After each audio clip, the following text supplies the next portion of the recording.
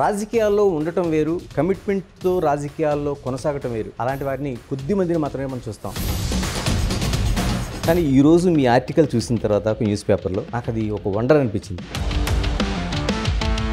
25 ఏళ్ల పాటు ఒక పార్టీతో కంటే ఒక వ్యక్తితో నడవడం అనేది, ఎందుకంటే బేసికల్గా నేను రాజకీయ నాయకుని కాను, కానీ ఇక్కడ ఒక చోట అసంతృప్తి ఉంది. ఒక్కసారి కూడా కేసీఆర్ గారితో మీకు అటువంటివి రాలేదా? అసలు కేసీఆర్ ఉన్నది వేరు, బయట చర్చ వేరు. ఒక ప్రాంతానికి సంబంధించి ముడిపడిన ఒక ఉద్యమంలో మీరు కొట్లాట ఎదిగారు. నీకు నాకేం పని, నాతో నీకేం పని. టీఆర్ఎస్కి 25 సంవత్సరాలు, ఇప్పుడు ఆ పార్టీ బీఆర్ఎస్. అదే ప్రశ్న మళ్ళీ వస్తే ఏం సమాధానం చెప్తారు? ఈ పార్టీ కొనసాగాలనా లేదా అనే దాని మీద కూడా చర్చ జరిగింది.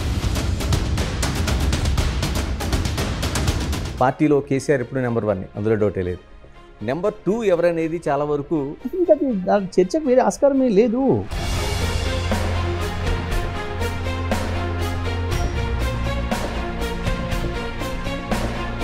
మాజీ ముఖ్యమంత్రి వైఎస్ జగన్తో మంచి సంబంధాలు ఉన్నాయని అంటుంటారు. నాకు అటువంటి అవకాశం లేదు. 2 పార్టీల పోటీగా చూడబోతున్నాం, లేకపోతే 3 పార్టీల పోటీగా భవిష్యత్తు చూడబోతున్నాం? కాంగ్రెస్ బీఆర్ఎస్ వన్ సైడ్ వస్తుంది సందేహం. Welcome to Big TV. రాజకీయాల్లో ఉండటం వేరు, కమిట్మెంట్తో రాజకీయాల్లో కొనసాగటం వేరు. అలాంటి వారిని కొద్ది మందిని మాత్రమే మనం చూస్తాం. మనతో మాజీ మంత్రి, BRS leader, MLA Jagadish Reddy ఉన్నారు. జగదీష్ రెడ్డి గారు నమస్తే. నమస్తే గణేష్. ముందుగా మీకు పార్టీకి 25 సంవత్సరాల ఈ ప్రస్థానానికి శుభాకాంక్షలు. Thank you. ఫస్ట్గా నేను ఆ బీఆర్ఎస్ ఆవిర్భావం కోసం అడుగుదాం అనుకున్నా, కానీ ఈరోజు మీ ఆర్టికల్ చూసిన తర్వాత ఒక న్యూస్ పేపర్లో నాకు అది ఒక వండర్ అనిపించింది. అంటే అది పార్టీతో సంబంధం లేకుండా, ఒక రాజకీయ నాయకుడితో సంబంధం లేకుండా 25 ఏళ్ల పాటు ఒక పార్టీతో కంటే ఒక వ్యక్తితో నడవడం అనేది, అది ఎలా సాధ్యమైంది అసలు? లక్ష్యం అనేది ప్రధానం దీంట్లో. అంటే నాకు ఉండే లక్షణం ఒకటి, ఒకదాన్ని నమ్ముకున్నప్పుడు దాని వెంటనే నడవడం అనేది, దాని కొరకు ఎటువంటి త్యాగమైనా చేయాలి అని చెప్పేసి అని ఉండే భావన ఒకటి. ఎందుకంటే బేసికల్గా నేను రాజకీయ నాయకుని కాను మొట్టమొదటిది. బట్ ఈ సమాజానికి ఏదో చేయాలన్న తపన ఉన్నవాడిని.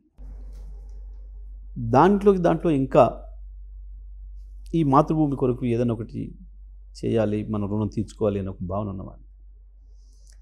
నాకు అది చిన్నప్పటి నుంచి వచ్చింది. అది మనం పాఠ్యపుస్తకాల్లో దేశ స్వతంత్రం గురించి వెళ్ళి మాట్లాడుతున్నప్పుడు, చదువుతున్నప్పుడు అప్పుడు ఒక ఫీల్ అవుతుండేది, అదే స్వతంత్రోద్యమం టైంలో మనం లేకపోతుంది అనే భావన ఒక వెలితి కనబడుతుండేది. ఆ తర్వాత క్రమంగా ఎదుగుతున్నప్పుడు 7, 8, 9వ తరగతులకు వచ్చినప్పటికీ సమాజంలో వస్తున్న సమస్యలపైన స్పందించే లక్షణం, విద్యార్థులు సమాజాన్ని నడుపుతారు, అన్యాయాలపైన తిరుగుబాటు చేస్తారు అని చెప్పడానికి అద్భుతమైన సమయం ఆ 75 నుంచి 85, 90 వరకు ఉన్న పీరియడ్.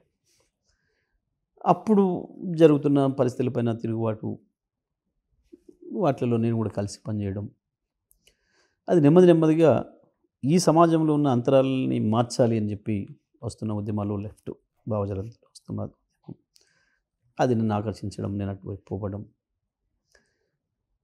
సరే, ఆ తర్వాత దాంట్లో ఒక ప్రత్యక్షంగా పనిచేసిన కొంతకాలం, దాని కొరకు జీవితాన్ని త్యాగం చేద్దామని పైన చదువు కూడా వదిలేసేసి పోవాలి అని చెప్పి. సరే, అందులోకి వెళ్ళిన తర్వాత అనారోగ్యం కావచ్చు, జరిగిన పరిస్థితులు కావచ్చు, దాని నుంచి నేను భౌతికంగా దూరంగా వచ్చినా నేను ఆ భావజాలను వదిలిపెట్టలేదు, ఇప్పుడు కూడా అట్లనే కొనసాగి.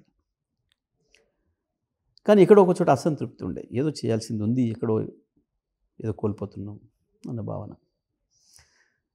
సరే, నేను అనుకోకుండా లా చేయడానికి విజయవాడ వెళ్ళటం, సిద్ధార్థ లా కాలేజీకి. అక్కడ పరిస్థితులు ఇక్కడ పరిస్థితులు చూసినప్పుడు కొంత తేడా కనపడడం, నీళ్ళు ఇవన్నీ కూడా కనపడడం, చూడడం. సేమ్ టైంలో ఒక రైతుగా, వ్యవసాయదారుడిగా, నాకు వ్యవసాయాన్ని ఇష్టపడేవాడిగా, ఇక్కడ వ్యవసాయం నష్టపోతున్న విధానం, దీని కారణాలు, ఇవన్నీ ఆలోచనలు రావడం, ఓహో తెలంగాణ ప్రాంతంగా ఉండడం వల్ల నష్టం జరుగుతుంది అనే భావన. ఇవన్నీ ఒకవైపు నా మనసులో నడుస్తున్న సందర్భంలో కేసీఆర్ గారు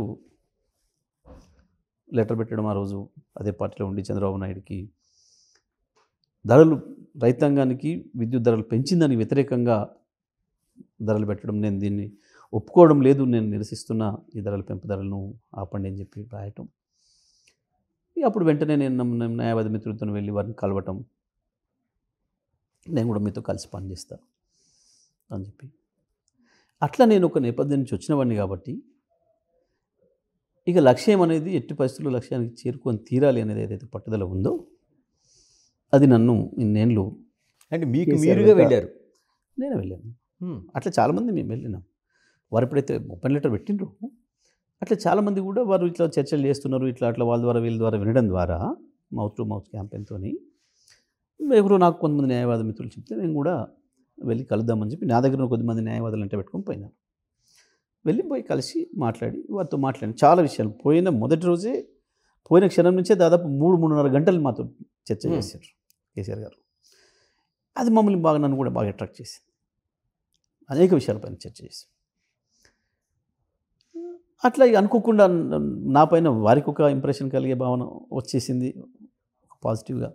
నాకు కూడా అదే బాగా నచ్చింది. అంత డెమోక్రటిక్గా, అంత ఓపెన్గా డిస్కస్ చేయడం చాలా విషయాలపైన మాలాంటి వాళ్ళతో. సో అది అట్లాగే మాకు కలిసిపోయాను. లక్ష్యం కొరకు పనిచేసే దాంట్లో ఇక నేను వెనుకబోయేటోని కాదు కాబట్టి అది మమ్మల్ని కలిపి నడిపింది. దానికి మించి వారు నన్ను ప్రేమించే విధానం, నన్ను చూసుకున్న విధానం ఇంకా అట్లనే కొనసాగించింది. అందుకే 25 ఏళ్ళు అట్లనే కొనసాగాను. జగదీష్ రెడ్డి గారు, అంటే 25 ఏళ్ళు అంటే చిన్నది కాదు, 1-2 కాదు. అంటే భార్యాభర్తల మధ్య సంబంధం కూడా 25 ఏళ్ల ఒక ప్రయాణంలోన ఎక్కడో చోట అభిప్రాయ భేదాలు, విభేదాలు ఇన్ని వెంటాడతాయి. ఒక్కసారిగా కూడా కేసీఆర్ గారితో మీకు అటువంటివి రాలేదా? ఎప్పుడు రాలేదు. లక్కీ గమ్మత్ ఏంటంటే ఇది చాలామందికి వస్తుండొచ్చు, వచ్చే అబద్ధాలు చెప్తారేం కానీ నాకు అది అవసరం లేదు. వాస్తవానికి ఎందుకో చాలా విచిత్రంగా మా ఆలోచనలు ఎప్పుడు కూడా ప్యారలల్గా నడిచినాయి. రైలు పట్టాలలాగా. ఇవి తెలిసిన వ్యక్తి ఒక ఆయన ఉంటాడు. ఏ ఒక విషయం వచ్చినప్పుడు మేము స్పందించే తీరు, ఆయన ఆ విషయాన్ని కేసీఆర్కి చేరవేస్తే కేసీఆర్ గారు స్పందించిన తీరు, మళ్ళీ ఆ విషయాన్ని నాకు చెప్తే నేను స్పందించిన తీరు ఒకే తీరుగా ఉంటాయి అని చెప్పి ఆశ్చర్యపడి చెప్పే వ్యక్తి సంతోష్. అంతకుముందు మేము ఎప్పుడు మాట్లాడుకొని లేము ఆ విషయానికి సంబంధించిన సంగతి ఆయనకు బాగా తెలుసు, ఎందుకంటే మొదటిసారి అప్పుడే విన్నాడు కాబట్టి. అట్లా ప్రతి విషయంలో కూడా మాకు భావ సారూప్యత ఉండేది, మా ఆలోచనలలో కూడా సారూప్యత ఉండేది. నిర్ణయాలు జరిగినప్పుడు తప్పకుండా మా అందరితో డిస్కషన్ చేసే నిర్ణయం తీసుకునేవాళ్ళు. చాలామంది తెలియక విమర్శలు చేస్తుంటారు కేసీఆర్ పైన. కేసీఆర్ని అంత నీదని అదని అడగడని మాట్లాడని ఎవరు చెప్పింది వినడని ఎన్ని కూడా పొరపాటు అవగాహన, పూర్తి 100% ఎన్ని వ్యతిరేక అవగాహనలు. అసలు కేసీఆర్ ఉన్నది వేరు, బయట చర్చ వేరు. అసలు డెమోక్రటిక్గా ఉంటారండి. ఎంతగా ఉంటారు అంటే చెప్పడానికి నాకు ఇక్కడ పొగిడే అవసరం లేదు కానీ చెప్తున్నాను నేను. ఒక విషయం మీద చర్చ మొదలు పెడతాడు. ఆ రోజుకు మేము ఎదురుగా ఒక 5 నాయకులను కూర్చొని ఉంటాం. ఉదయం మొదలు పెడితే రాత్రి దాకా చర్చ చేస్తాడు. అయిపోతుంది, ముగిసింది అనుకుంటాం. మళ్ళీ పొద్దున్నే వచ్చి కూర్చుంటే ఆఫీస్లో మళ్ళీ ఎవరో కొత్త వాళ్ళు 4 వచ్చినారు. మళ్ళీ వాళ్ళతో ప్రారంభం చేస్తారు ఆ చర్చ. మేము ఉన్నోళ్ళు ఉంటాం ఇట్లాగే, మళ్ళీ వాళ్ళతో చర్చ చేస్తాడు. ఆ రోజు సాయంత్రం దాకా కూడా మళ్ళీ నడుస్తుంటుంది అది చర్చ. అయిపోతుంది, ఇవాళ కూడా ముగిసిందిలే అనుకుంటాం. మళ్ళీ తెల్లవారి మొదలు పెడతాడు, మళ్ళీ ఎవరైనా వస్తే అయిపోతుంది. 4వ రోజుకు కొత్తవాడు ఎవరు రాకపోయినా మళ్ళీ మాతోనే మళ్ళీ అదే చర్చ మొదలు పెడతాడు. ఓకే, ఎట్లా ఉంటాడు అన్నది జరుగుతుంది. వారం జరుగుతుంది, 10 రోజులు జరుగుతుంది. ఒక నిర్ణయానికి వస్తాం. ఇక అయిపోతుంది, పొద్దున్న ఇలా ప్రకటించాలి అని రెడీ అవుతుంటాడు, బ్రేక్ఫాస్ట్ చేస్తుంటాడు. ఆ బ్రేక్ఫాస్ట్ వడ్డించే పని వాడిని కూడా అడుగుతాడు, ఇది ఇట్లయితే బాగుంటుందా? అక్కడి నుంచి బయలుదేరుతాం, కార్లో కూర్చోగానే అనుకున్న గన్మెన్ కూడా అడుగుతాడు, పలానా అయితే ఎట్లుంటుంది, ఇట్లా చేస్తే ఎట్లుంటుంది. ఆయన పోయి కారు దిగే ముందర చివరికి డ్రైవర్ని అడుగుతాడు, ఇదైతే ఎట్లుంటుందా? గంతగా ప్రజల అభిప్రాయాలని, చుట్టూన్న వాళ్ళ అభిప్రాయాలని తీసుకొని ఒక ప్రోగ్రాం నిర్ణయిస్తాడు, ఒక పాలసీ తీసుకుంటాడు. ఓకే, మరి కేసీఆర్ విజయం వెనుక ఉన్న రహస్యమే కదా, వేరే ఏది కాదు. చాలామంది తెలియక పాపం రొటీన్ రాజకీయ నాయకుల్లాగా ఆయన మీద విమర్శలు చేస్తారు, కానీ గంత డెమోక్రటిక్గా నిర్ణయాలు తీసుకుంటాడు, అన్ని జాగ్రత్తలు తీసుకుంటాడు, అంతగా ఉంటుంది. సో అట్లా ఆయన తీసుకున్న ఏ నిర్ణయంలో అయినా నేను కూడా భాగస్వామిగా ఉన్నాం, చాలామంది ఉంటాం కాబట్టి మాకు వేరే అభిప్రాయాలు వచ్చే అవకాశమే లేదు. ఎప్పుడు కూడా ఏ దాంట్లో కూడా మా అభిప్రాయాలు మమ్మల్ని చెప్పమంటాడు, అందరి అభిప్రాయాలు తీసుకుంటాడు, నిర్ణయం తీసుకునేటప్పుడు తను తీసుకుంటాడు. ఓకే, ఇక్కడ ఒక విషయాన్ని చెప్పాలి, అందరికి అవసరం. తప్పకుండా రాజకీయ నాయకుడు నిర్ణయం తీసుకునేటప్పుడు కొన్ని బుల్డోజ్ చేసి తీసుకోవాల్సి వస్తుంది. ఇప్పుడు మనం 5గురం ఉన్నాం, 5గురం 5 అభిప్రాయాలు తీసుకున్నాం, 5 అభిప్రాయాలు ఇచ్చినాం, మరి ఏ నిర్ణయం తీసుకోవాలి? నిర్ణయం అయితే తీసుకోవాలి కదా, తీసుకోవాలి. అందులో ఒకరిని సూట్ అయి ఉండొచ్చు, మరి మిగతా 4 మమ్మల్ని బుల్డోజ్ చేసిండనంటే ఎట్లా? ఏదో ఒక నిర్ణయం అయితే తీసుకోవాలి. మన 5గురు కూడా కాకుండా సొంత ఇంకో నిర్ణయం తీసుకోవచ్చు. ఎందుకంటే మన 5గురు ఆలోచనలు కూడా దీన్ని మించిన ఆలోచన తనకు ఉండొచ్చు, దాని అమలు చేయొచ్చు. ఇగో ఇక్కడ చాలా చోట్ల చాలామంది ఈ దుష్ప్రచారం చేసేది బయటకు వెళ్ళిపోయిన వాళ్ళు. కానీ ఆయన కార్యక్రమాలు సక్సెస్ అయినాయి అంటే 100% ఈ రకంగా ప్రజల అభిప్రాయాలు తీసుకొని, కార్యకర్తల అభిప్రాయాలు తీసుకొని చేసింది కాబట్టి అయినాయి. కాబట్టి ఎక్కడ కూడా మాకు అవకాశం రాలే. ఒకే ఒక చోట అందరిలాగే నేను కూడా చివరి దానికి వ్యతిరేకించిన ఒకే ఒక నిర్ణయాన్ని, నిరాహార దీక్ష నిర్ణయాన్ని. ఖమ్మం నిరాహార దీక్ష, ఓకే, రాష్ట్రం కొరకు నిరాహార దీక్ష చేయాలని చెప్పి నిర్ణయం చేసినప్పుడు నేను కూడా కొంచెం చివరి వరకు అంగీకరించలేదు. అంతకుముందు ఎప్పుడైనా తన నిర్ణయాన్ని ఫస్ట్ నేను అంగీకరించేది ఉండే. ఆ ఒక్క చోట ఏమో తొందరపడుతుండేమో సారు, ఏమైనా ప్రమాదం జరుగుద్దేమో నా భయం ఒకటే ఉండే. నాకు అక్కడ కేసీఆర్ ఉంటాడా లేడా అని కాదు, తెలంగాణకు నాయకుడు లేకుండా పోతే ఎట్లా. ఓకే, ఎందుకంటే తెలంగాణకు ఉన్న పెద్ద లోపమే, పెద్ద శాపమే నాయకుడు లేకపోవడం. తెలంగాణ ప్రజల్ని ఐక్యం చేసే నాయకుడు లేకపోవడం అనేది తెలంగాణకు పెద్ద శాపం. అందుకనే అవతల వైపు వాళ్ళు ఇష్టం వచ్చినప్పుడు ఆట ఆడిండ్రు, తెలంగాణ మీద ప్రయోగాలు చేసిండ్రు. సో ఇక్కడ ఒక నాయకుడిని తయారు చేసుకుంది తెలంగాణ. కేసీఆర్ ఇప్పుడు సొంతం వ్యక్తి కాదు, కేసీఆర్ తెలంగాణ ప్రజల ఆస్తి, తెలంగాణ ప్రజల నాయకుడు. ఇప్పుడు ఆ నాయకుడు లేకుండా అయితే దబుక్కున అనుకున్నది సక్సెస్ కాకపోతే, ఒక్కటి మాత్రం నాకు బాగా తెలిసిందంటే, ఇక ఒక్కసారి అనుకోని కూర్చున్నాడు అంటే ఈ ప్రపంచంలో ఏ శక్తి ఆయనకి తీసుకురాలేదు, ఆయన నిర్ణయాన్ని మార్పించలేదు అనే సంగతి నాకు తెలుసు. కాబట్టి ముందే దీన్ని ఏమైనా చేసి ఆపగలుగుతానేమో అనేది నాకు కూడా ఒక భావన ఉంది. అందరిని ఒప్పించిండు, చివరికి నన్ను కూడా ఒప్పించిండు. ఆయనకు ఉంది ఒకటి, 99% నాకెందుకో నమ్మకం ఉంది, ఇది బలహీనమైన సమయం, కేంద్రానికి ఇస్తారన్న నమ్మకం నాకు ఉంది అని. 1% ఏమైనా ఇవ్వకపోతే పోతారు. ఓకే అన్నప్పుడు నేను మీరుగా నిర్ణయం కాదు, మీరు తెలంగాణ ప్రజల ఆస్తి, తెలంగాణ ప్రజలకు నాయకుడు, మీరు మీ దగ్గర కేంద్రీకరించబడి ఉంది తెలంగాణ ప్రజల శక్తి మొత్తం. అది లేకుండా పోతే తెలంగాణ పదమే లేకుండా పోతుందేమో ఇంకా చరిత్రలో, మొత్తం మంచేస్తారేమో. మీరు పోయిన తెల్లారి మేమందరం ఏమైపోతాం లేకపోతే, అదొకటి నేను భయపడుతున్నా అని చెప్పేసి చెప్పిండు. అట్లా ఉండొద్దు, నాకైతే 99% నమ్మకం ఉంది, 1% ఏదైనా జరిగితే నువ్వు అన్నట్లు. ఒక మనిషితోనే ఏమాగదు, తెలంగాణ చరిత్ర నిర్మించుకుంటుంది, మళ్ళీ ఎవరో ఒక నాయకుడు పుడతాడు, మీ దాంట్లో ఎవరో చేస్తాడు, తారేస్తారు, అంత భయపడక్కర్లేదు. గట్లా ఉంటుంది అసలు, కేసీఆర్ గట్ల ఉంటాడు, బయట ప్రచారాలు వేరే ఉంటాయి. సో మీరు అడిగిన దానికి ఎక్కడ కూడా అసలు మాకు అభిప్రాయాల భేదాలు వచ్చే అవకాశమే రాలేదు. ఇలా కేసీఆర్ ఇన్ని సంవత్సరాలు ఒక జర్నీలోన కేసీఆర్ గారి బలం బలహీనత అంటే ఏం చెప్తారు? కేసీఆర్ బలం ఆయనకు ఆత్మవిశ్వాసం, ఆయన మీద ఆయనకున్న నమ్మకం, ప్రజల మీద ఆయనకున్న నమ్మకం. ఆయన బలహీనత మానవీయత తప్ప ఇంకోటి ఏం లేదు, వేరే బలహీనత లేదు. అయితే ఇక్కడ ఒకటి మా వాళ్ళే జోక్గా చెప్పుకునే విషయాన్ని ఒకటి చెప్పాలి. కేసీఆర్కు అవతల ఎవ్వడు సమస్యలు సృష్టించడానికి అవసరం లేదు, అవతల పార్టీ వాళ్ళు ఎవ్వడు సృష్టించే పని లేదు. కేసీఆర్కు సమస్యను కేసీఆరే సృష్టించుకుంటాడు, మళ్ళీ దాన్ని ఆయన పరిష్కరించుకుంటాడు. అనేది మాత్రం కొన్ని సందర్భాల్లో కనబడుతుంటుంది. ఆయన తెచ్చుకుంటాడు సమస్యను, మళ్ళీ ఆయన దాన్ని పరిష్కారం చేస్తాడు అని చెప్పేసి అనేది ఉంటుందో అది కొంతమంది మా వాళ్ళు జోకరైన విమర్శలు చేస్తుంటారు. కేసీఆర్ను పరిశీలించడం, కేసీఆర్ను అంచనాలు వేసేటోళ్ళు, ఇవన్నీ కూడా చేసేటోళ్ళు చేసే మాట అది. అట్లా ఉంటుంది.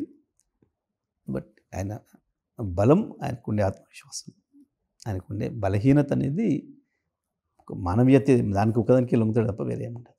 జగదీష్ రెడ్డి గారు, మిమ్మల్ని వ్యక్తిగతంగా తీసుకుంటే ఒక విప్లవ ఆలోచనలు, ఒక భావాల నుంచి జరిగిన ప్రయాణం, విద్యార్థి దశ నుంచి కూడా ఆ ప్రయాణమే జరిగింది. అంటే కమ్యూనిస్ట్గా కావచ్చు, లేకపోతే విప్లవోద్యమ ఆలోచన కావచ్చు, ఒక కులానికి, ఒక మతానికి, ఒక ప్రాంతానికి ఏమాత్రం సంబంధం లేని ఒక భావజాలం అది. అలాంటిది ఒక ప్రాంతానికి సంబంధించి ముడిపడిన ఒక ఉద్యమంలో మీరు కొట్లాట దిగారు. ఎస్. ఎలా, ఎక్కడ బ్రేక్ త్రూ ఎందుకు వచ్చింది? Ganesh, thank you. ఇది చాలా అద్భుతమైన ప్రశ్న. ఇది చెప్పాల్సింది. ఇది ఎందుకనంటే, నేను ఈ ప్రపంచం అంతా ఒకటే అనే భావనతో ఉన్నవాడిని ఆ రోజు వరకు. నేను ఇక్కడ ఒక సంఘటన చెప్పాలి మీకు. అది కూడా నీవు పుట్టిన ప్లేస్లోనే జరిగిన సంఘటన. ఓకే. ఒక మనిషి ఎవరో, మేము ఒక మెస్లో భోజనం చేసి బయటకు వస్తున్నాం. కాందారి హోటల్ ఉండే కదా అప్పుడు, మీకు ఐడియా ఉంది. ఇప్పుడు అది పోయినట్టుంది. ఇప్పుడు అది దాని వెనకాల, దాని పక్కన ఒక మెస్ ఉండే. ఆ మెస్లో మేము లంచ్ చేసి వస్తున్నాం ఫ్రెండ్స్ అందరూ కలిసి. ఒక మనిషి నన్ను వచ్చి వెనకబడి సార్ సార్ అని పిలిచినాడు. పిలిస్తే ఆగినాను. నా ఫ్రెండ్స్ కొంచెం ముందుకు వెళ్ళిపోయారు, ఆగినాను. నేను మీతో మాట్లాడాలి ఒక 5 నిమిషాలు. అంటే ఎవరు నువ్వు అని అన్నాడు. అంటే నేను కూడా తెలంగాణ అన్నాడు. ఆశ్చర్యంగా, తెలంగాణ ఏంది, ఆంధ్ర ఏంది, అసలు ఎవరు నువ్వు, నాతో నేను పని నీకు అన్నాను. నేను ఆల్ ఇండియా రేడియోలో అసిస్టెంట్ డైరెక్టర్ సార్, నేను మీతో మాట్లాడలేదు. నీతో నాకేం పని, నాతో నీకేం పని అన్నా. అప్పటికే నాకు ఊళ్ళో కొంత రాజకీయాలు కొట్లాటలు సంథింగ్ ఏదో ఉండే, నాకు ఏందో అనే ఒక ఇది ఉండే, నాకు కూడా కొంచెం థ్రెట్ ఉండే. అప్పటికి ఎవడో ఉన్నట్టుగా నేను కొంచెం ఇదిగా ఉంటుంటాను ఎప్పుడు కూడా రెడీగా. ఒకవేళ నువ్వు నాతో మాట్లాడదలుచుకుంటే తాడిగడప సెంటర్ రా, సాయంత్రం 5 o'clock పలానా మెస్ ముందరకు వచ్చి నిలబడు, నేను అక్కడ కలుస్తానని చెప్పిన. అది ఎందుకంటే అది నా ఏరియా, మా వాళ్ళందరూ ఉంటారని చెప్పి వచ్చినాడు. ఆ కాలువ కట్ట ఉంది కదా, ఆ కాలువ కట్ట మీదనే చిన్న మెస్ ఉంటుంది, ఆడ కూర్చున్నాం టీ తాగుకుంటూ. సార్ ముందు థ్యాంక్ యూ సార్, నేను మీరు చెప్పట్టి బతికినా అన్నాడు. మీరు చెప్పట్టే బతికిన నేను అన్నాడు. అసలు నువ్వెవరు, నువ్వు నాతో ఏం సంబంధం? ఆ రోజు మీరు ఆ మెస్లో నేను మిమ్మల్ని చూసిండకపోతే, మీ మాటలు వినుండకపోతే ఆ రోజు సూసైడ్ చేసుకుందాం అనుకున్నా. ఓకే అన్నాడు. ఎందుకు, అసలు ఏంది, నువ్వెవరు అని చెప్పు నాకు. నేను ఆల్ ఇండియా రేడియోలో అసిస్టెంట్ డైరెక్టర్ని. నేను కడప నుంచి ట్రాన్స్ఫర్ అయ్యి ఇక్కడికి వచ్చిన 6 నెలలు అయింది. నాది హైదరాబాద్. ఇక్కడికి వచ్చిన కానించి నన్ను చాలా హింస పెడుతున్నారు వీళ్ళు, బాగా వివక్ష చూపిస్తున్నారు. అక్కడ అటెండర్ కూడా నా మాట వింటలేడు. నేను మంచి అడిగితే కూడా తెచ్చి టేబుల్ మీద ఇట్లా కొట్టిపోతున్నాను నా మీద పడేటట్టు. నేను ఉద్యోగం రాజీనామా చేసి పోవాలన్నా, అసలు ఒక దశ సూసైడ్ చేసుకోవాలన్నంత క్రైసిస్లోకి వెళ్ళిపోయినా, మీరు ఆ బెంచ్ మీద కూర్చొని, వెనక బెంచ్ మీద అప్పటికి వచ్చి ఒక 2 hours నుంచి అక్కడ కూర్చొని ఉన్నా లంచ్కి వచ్చి, మీరు వెనక బెంచ్లో కూర్చొని వాళ్ళని తిడుతుంటే నేను విన్నా. నేను నా ఫ్రెండ్స్ మాట్లాడుకుంటూ ఏదో యాస గురించి వెళ్ళి మాట్లాడుతూ, ఓకే, ఏదో వాళ్ళు నన్ను ఏదో యాస విషయంలో ఎక్కిరిస్తుంటే నేను వాళ్ళని తిడుతున్నా. మీకేం తెలుసు అది ఇది అని చెప్పేసి, ఫ్రెండ్స్ కాబట్టి తిట్టుకుంటున్నాం అని చెప్పి నేను వాళ్ళని ఏదో ప్రాంతానికి సంబంధించి ఏదో భాష వాడుతూ నేను కూడా తిడుతున్నాను బాగా. తిడుతుంటే అది విన్నాడట.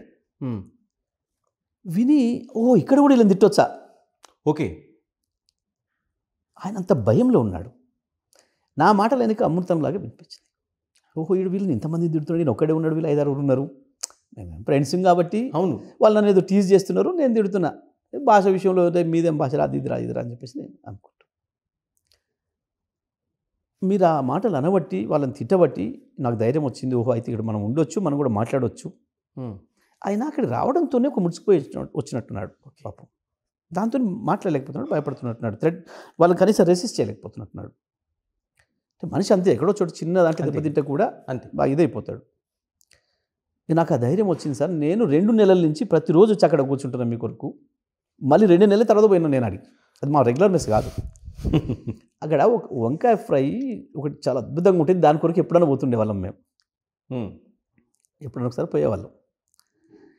అంత వాళ్ళు నా ఫ్రెండ్స్ అంతా కూడా విజయవాడ, చిలుకూరుపేట వాళ్ళే. సో 2 నెలల నుంచి నేను ప్రతిరోజు వస్తున్నా. లక్కీగా మీరు ఇలా కలిసిర్రు మళ్ళీ నేను మీకు చెప్పడానికి మీతో ఇట్లా అన్నప్పుడు ఆయన చెప్పిండు. నేను హ్యాగీ తెలంగాణ ఆంధ్ర ఏందా, నేను ఏదో నవ్వుకుంటా జోక్గా వాళ్ళని అన్నా కానీ గదే ఉంటుంది భయ్య ఇది అనగానే ఆయన అన్న మాట, సార్ మీరు ఏమనుకోద్ది నీళ్ళు చూడరు ఒకసారి, ఈ నీళ్ళు మీ నల్గొండ జిల్లా పొలాలు వారించాల్సిన నీళ్ళు ఇక్కడికి వచ్చినాయి, ఇవి ఆడ మీ పొలాలు ఏమో ఎండిపోతున్నాయి, ఇక్కడ ఈ పొలాలు ఎంత పచ్చగా ఉన్నాయి అని చెప్తూ ఆయన ఇంకో ఉదాహరణ ఏం చెప్పింది తెలుసా, నాకు హార్ట్ టచింగ్గా. ఏముంది సార్, ఇక్కడికి వస్తేనేమో మనం రిక్షా దొక్కుకోవడానికో మన వాళ్ళు చెరుగొట్టడానికో కూర్లకు వస్తారు, వీళ్ళు అక్కడికి వస్తేనేమో ఇక్కడ ఎకరం అమ్ముకొని వచ్చి మనకాడ 10 ఎకరాలు కొనుక్కోవడానికి వస్తారు. ఓకే, చూడెంత విచిత్రం. నిజంగానే మా దగ్గర వచ్చి కొనుక్కుంటున్నారు. అక్కడి నుంచి మా ఊరోళ్ళు అక్కడికి ఒక 10 మంది విజయవాడలో రిక్షాలు దొక్కడానికి వచ్చిండ్రు. ప్రతి సంవత్సరం చెరుగొట్టడానికి ఆ గన్నవరం పక్కన ఆ గ్రామాలకు 200-300 మంది వస్తారు. ఎంత గమ్మత్తుగా టచ్ అయినాయి నాకు. అరే మీరు చెప్తే నిజమే కదా. ఆ తర్వాత నాకు కాలేజ్ నుంచి నాగార్జున సాగర్ పోదామని ఎక్స్కర్షన్ పెట్టినారు. నాగార్జున సాగర్ ఏంది రాబాయ్, మేము పట్టించుకో మా దగ్గర ఉంది కానీ మీరు ఏం చేయాలంటే, నాగార్జున సాగర్ అంటే ఇంత అంత. ఎందుకు నాగార్జున సాగర్ మీద వీళ్ళకి ప్రేమ కలిగింది అనేది నాకు అప్పుడు ఆలోచన వచ్చింది. ఈయన చెప్పిండు ఇది. సరే, ఈయన ఇంకొక విషయాలు చెప్పిండు. అసలు ఆంధ్ర అంటే ఏంది, తెలంగాణ అంటే ఏంది, రాయలసీమ అంటే ఏంది, దీని మధ్యన పోలికలు ఏంది, ఎంత అద్భుతంగా చెప్పిండే, చాలా హార్ట్ టచింగ్గా చెప్పిండు. అప్పటిదాకా నేను గ్లోబ్ అంతా ఒకటే అనే భావనతో ఉన్నవాడికి ఇగో ఇక్కడ డిస్పారిటీ ఉంది, ఇది తేడా ఉంది, ఓకే, ఇది కూడా మీరు కొట్లాడి పరిష్కరించుకోవాల్సిన సమస్య ఉంది అనే భావాన్ని మొట్టమొదలు నాలో చూపించినాడు ఆయన. ఆయన ఎవరో మళ్ళీ నాకు ఇప్పుడు తెలియదు. ఆ తర్వాత మళ్ళీ ఎన్నడూ కలుసుకోలేము, మేము కలవలే ఎప్పుడు. అప్పుడు ఫోన్లు లేవు కదా. ఓకే, అవును. అప్పుడు మనకు ఫోన్లు లేవు, ఏది లేదు. ఇంకొకటి, నాకు ఆ రోజు ఇది అంత పెద్ద సీరియస్గా పట్టించుకోవాల్సిన అంశంగా కూడా నేను అనుకోలేదు. సరే పాపం ఏదో నేను ఆ రోజు వీళ్ళని ఏదో అనటము, ఆయనకి ఏదో లాభం కావటము, దాంతో ఆయన ఏదో థ్యాంక్స్ పోవడానికి వచ్చిండు పోయిండు అని భావంతో నేను పట్టించుకోలేదు. అయిపోయింది, ఆ విషయం మర్చిపోయింది. కానీ అది ఎక్కడో నా లోపల రిజిస్టర్ అయ్యి ఉంది, అది మనస్పూర్వలో ఎక్కడ రిజిస్టర్ అయ్యి ఉంది. ఇక ఆ తర్వాత ఒకటొకటిగా ఒక్కసారి మన మైండ్ ఓపెన్ అయిన తర్వాత అన్ని అట్లా కనబడుతుంటాయి. కరెక్ట్. ఎప్పుడైనా మనం ఏ అద్దంతో చూస్తున్నాం దాన్ని బట్టి కనబడు, అంతే కదా ఇప్పుడు కూడా. సో ఇక అటువైపు ఆలోచనలు మళ్ళీనాయి. ఈ ఆనంచెల్లి నేను రావటం, అడ్వకేట్గా స్థిరపడటం, ఇవన్నీ ఒకటి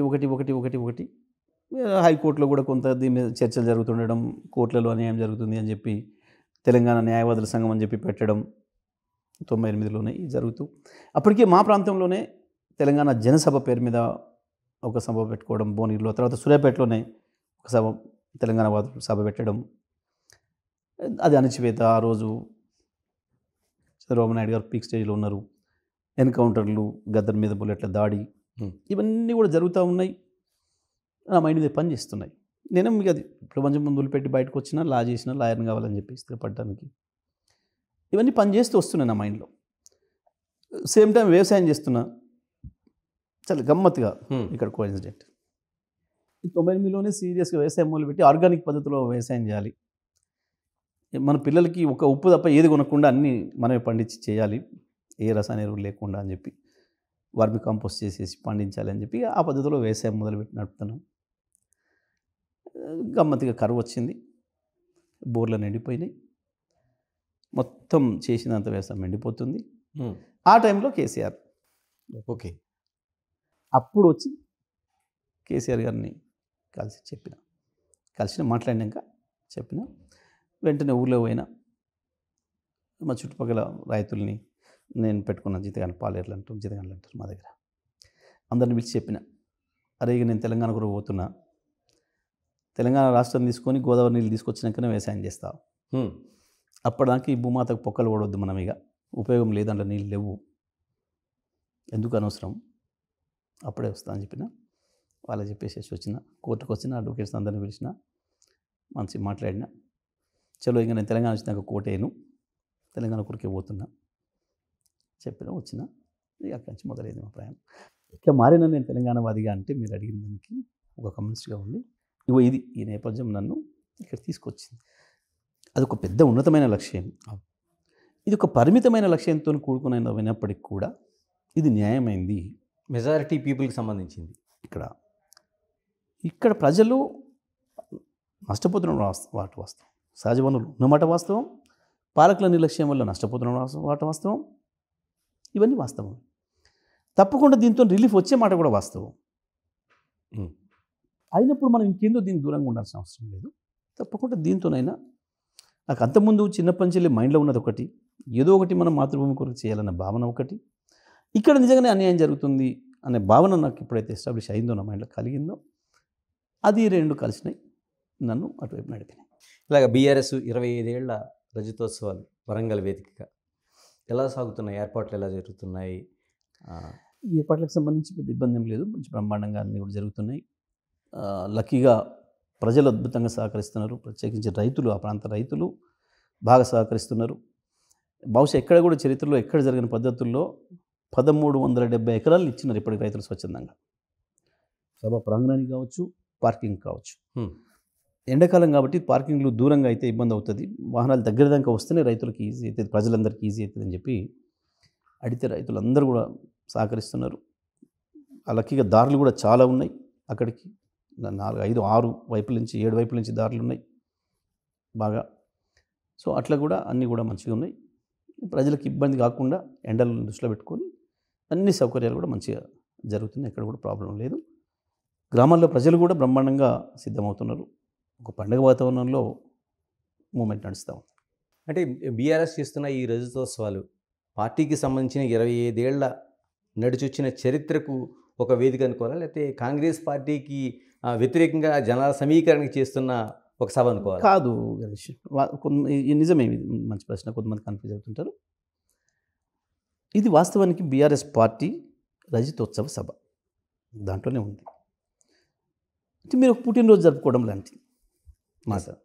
మాది 25వ పుట్టినరోజు.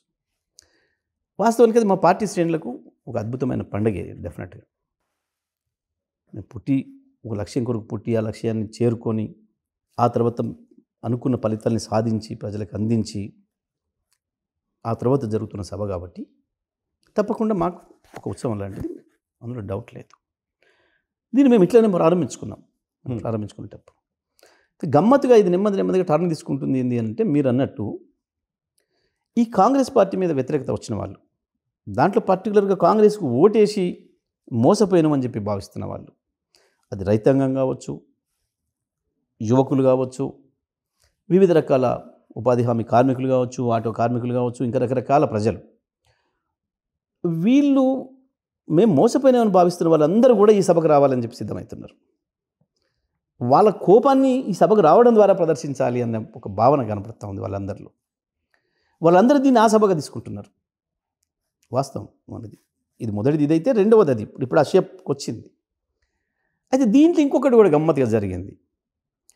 కాంగ్రెస్ పార్టీ వాళ్ళు అక్కర్లేని మాట్లాడి ఒకటి సృష్టిస్తున్నారు. ఇది టీఆర్ఎస్ సభనా, బీఆర్ఎస్ సభనా, ఎవరు జరుపుతున్నారు, ఎట్లా జరుపుతారు, మీరు ఎట్లా జరుపుతారు, ఇది మీరు బీఆర్ఎస్ అయితే మీరు 2 ఏళ్ళు 3 ఏళ్ళు అయింది వచ్చి, మీరు టీఆర్ఎస్ అయితే అప్పుడు 22 ఏళ్ళలో ముగిసింది, రకరకాలుగా మాట్లాడి లేని క్రియేట్ చేసేసి ప్రజల్లో ఒక ఉత్సాహాన్ని తెచ్చారు. ఇంకా అదనంగా వీళ్ళు తెలివి తక్కువతనమా ఇంకోట ఒక పార్టీ సభ జరుపుకోవడం అనేది ఆ పార్టీ ఇష్టం. కాంగ్రెస్ పార్టీ కూడా చాలా సభలు జరుపుతుంది. ఎవడేం ప్రశ్నిస్తలేడు కదా, నువ్వు ఎందుకు జరుపుకుంటున్నావు అని ఎప్పుడు అడుగుతలేడు కదా. మొన్న ఏదో రాజస్థాన్లో కూడా జరిగింది, విలువ హెచ్చరిక నుంచి. నిన్న వాళ్ళు కూడా ఏదో చేస్తున్నట్టుంది, ఒకటి ఏదో సదస్సు సంథింగ్ ఏదో చేస్తున్నట్టుంది, ఏదో ఇంటర్నేషనల్ సదస్సు ఏదో చేసుకుంటాయి పార్టీలు. వాటి కార్యక్రమాలు ఏ పార్టీ అని చేసుకుంటున్నాయి. 100 సంవత్సరాలు పూర్తయినప్పుడు కాంగ్రెస్ 100 సంవత్సరాలు చేసుకుంది, 105 ఏళ్ళు చేసుకుంది, ఎవరైనా విమర్శలు చేయలే. కానీ ఇక్కడ వీళ్ళు ఈ అనవసరమైన విమర్శలు చేయడం ద్వారా ఒక మెసేజ్ ఇచ్చారు ప్రజలకి. ఓహో, ఇది కాంగ్రెస్ వ్యతిరేక సభ కావచ్చు, మేము కూడా పోవాలని చెప్పి కాంగ్రెస్ని వ్యతిరేకించిన వాళ్ళు కూడా తయారవడానికి ఒక ప్రాతిపదిక అయింది ఇప్పుడు. అది నెమ్మదిగా ఎక్కువ చర్చ జరిగి ప్రజల్లో ఒక పండుగ వాతావరణం వచ్చేసింది. ఒక రైతులు అందరూ ఇది మా పార్టీ, ఇది మన పార్టీ, మనది తెలంగాణ కొరకే పుట్టిన పార్టీ అన్న భావనతోని ఒక మంచి వాతావరణం నిర్మాణమై వచ్చింది. సో అట్లా బీఆర్ఎస్ పార్టీ రజతోత్సవ సభ కాస్త ఇప్పుడు కాంగ్రెస్ పార్టీ వ్యతిరేక సభ, ప్రభుత్వ వ్యతిరేక సభలాగా ఒక చర్చ వచ్చిన మాట వాస్తవం అనేది. మీరు అంటున్నట్టు జనానికి ప్రతిపక్షాలు కావచ్చు, లేకపోతే అధికార పక్షం కావచ్చు, టీఆర్ఎస్కి 25 సంవత్సరాలు, ఇప్పుడు ఆ పార్టీ బీఆర్ఎస్, అదే ప్రశ్న మళ్ళీ వస్తే ఏం సమాధానం చెప్తారు? అంటే ఏ విధంగా సభకు వచ్చిన వాళ్ళని సైతం ఎలా కన్విన్స్ చేస్తారు? ఇక్కడ ఏం కన్విన్స్ ఎక్కడ అసలు కన్ఫ్యూజనే లేదు గణేష్. కన్ఫ్యూజన్ ఉంటే కన్విన్స్ చేయాలి నువ్వు. ఓకే. ప్రజలు చాలా స్పష్టంగా తెలిసే వస్తున్నారు. బీఆర్ఎస్ పార్టీ అసలు టీఆర్ఎస్ ఒక చారిత్రక సందర్భంలో పుట్టింది ఒక అవసరం కొరకు. ఆ తర్వాత ఇంకొక చారిత్రక అవసరంలో బీఆర్ఎస్గా మారింది. దాని నేపథ్యం చెప్తాను. మారిన తర్వాత అది రిజిస్టర్ చేసుకుంది, అది సభ చేసుకుంది, అది ఎన్నికలకు పోయింది, బీఆర్ఎస్గానే పిలువబడుతుంది. ప్రజలకి ఇక్కడ ఏం చిన్న కన్ఫ్యూజన్ లేదు. రాష్ట్ర ప్రజలకి ఎందుకు అనంటే జెండా మారలేదు, నాయకుడు మారలేదు, సింపుల్. దాని పేరేమన్నాడు నీ కేసీఆర్ సభ, ఇక ఇక్కడ కన్ఫ్యూజన్ ఎక్కడిది? దాని పేరేమన్నాడు నీ గులాబీ జెండా, కన్ఫ్యూజన్ ఏముంది? టీ ప్లేస్లో బి వచ్చింది. ఎందుకు? తెలంగాణ కొరకు మాత్రమే కొట్లాడినాడు, అది తెలంగాణకు రిప్రజెంట్ చేసినాడు, తెలంగాణ రాష్ట్ర సమితిగా ఉంది. తెలంగాణకు మాత్రమే పరిమితమై ఉన్నాడు, తెలంగాణ రాష్ట్ర సమితిగా ఉంది. ఏమని రాసుకుంది? తెలంగాణ రాష్ట్ర సాధనే ఏకైక ఎజెండాగా ఈ పార్టీని మేము ప్రారంభించుకుంటున్నాం అని చెప్పి వచ్చింది. నా స్వప్నం, నా ధ్యేయం తెలంగాణ రాష్ట్రమే అని చెప్పి కేసీఆర్ ప్రకటించి వచ్చింది. రాష్ట్రం ఏర్పాటైంది కదా, దాని లక్ష్యం నెరవేరింది కదా. దాని తర్వాత ఈ పార్టీ కొనసాగాలనా లేదా అనే దాని మీద కూడా చర్చ జరిగింది. ఒక దశలో కేసీఆర్ వద్దనుకున్నాడు, వాస్తవానికి రద్దు చేద్దాం, అయిపోయింది, నా ఏం నెరవేరింది, అయిపోయింది, పెద్ద ఉంటుంది, ఇంకా నేను హ్యాపీ రిటైర్ అవుతాను భావంతో ఉండే. సరే, ఆనాడు కాంగ్రెస్ పార్టీ డీల్ చేసే విధానంలో పొరపాటు జరగడం, ఈ లోపల ప్రజలందరిలో కూడా ఒక యాంగ్జైటీ రావడం, చాలా ప్రజా సంఘాలు అందరూ కూడా వచ్చేసేసి మీరు ఉండండి సార్ అని చెప్పి రిక్వెస్ట్ చేయడం, వాటన్నిటితో మళ్ళీ దీన్ని కొనసాగిద్దాం, ఒక రాజకీయ పార్టీగా కంటిన్యూ చేద్దాం, ప్రజలు అవకాశం ఇస్తే నిజంగానే వాళ్ళకి సరిపోయే పరిపాలన అందిద్దాం.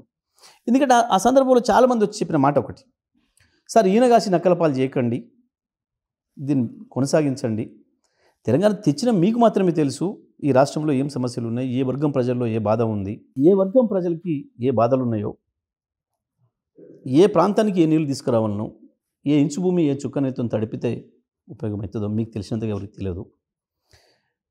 పైగా ఉద్యమ నాయకుడిగా, ఈ రాష్ట్రాన్ని సాధించిన నాయకుడిగా మీరుంటేనే ప్రజల సమస్యకు పరిష్కారం దొరుకుతుంది తప్ప, దాన్ని ఎందుకు తెచ్చిరో దాని విలువ మీకు తెలుసు తప్ప, వాళ్ళు కాంగ్రెస్ తెలుగుదేశం నాయకులకు చెప్తే మళ్ళీ దాన్ని నమ్ముకుంటారు, అడిగి పోసేరు.